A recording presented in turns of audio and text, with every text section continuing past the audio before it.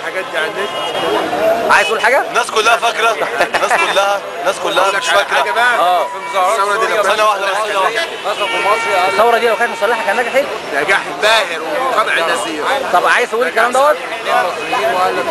الثوره لو طب اسمك ايه؟ محمد. استاذ محمد، انت رايك ان الثوره دي، انت دلوقتي بتقول الثوره لو كانت مسلحه كانت نجحت، صح؟ صح. ازاي بقى واشرح لي؟ الثوره المسلحه كانت عدم حسني مبارك، وكانت عدم احمد عز، وكانت عدم فتحي السرور، وكانت عدم زكريا عزمي، وكانت المحاكمات دي خلصت في شهر او في 24 بس يا استاذ احمد انا بختلف مع حضرتك في حاجه، استاذ محمد بختلف مع حضرتك في حاجه.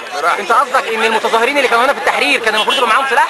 اكيد. ويعملوا بيه ايه؟ وكانوا رتبوا زي ثوره 52 سنتين ولا حاجه، وكان بيه ليهم قائد، وكان قاموا في يوم ثوره وليله. 52 يا استاذ محمد افكرك بس بالتاريخ، راحوا للملك في القصر قالوا له احنا مش عايزينك، وهو بيمشي في المينا ضربوا له. ما كانش معاهم سلاح.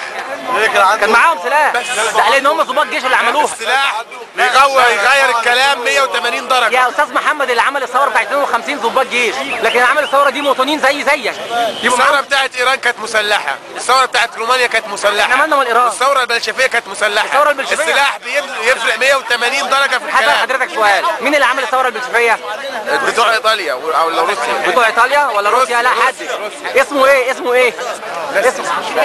طيب هو اسمه لينين يا استاذ محمد، بس ما كانتش مسلحه، دي كانت ثوره عمال.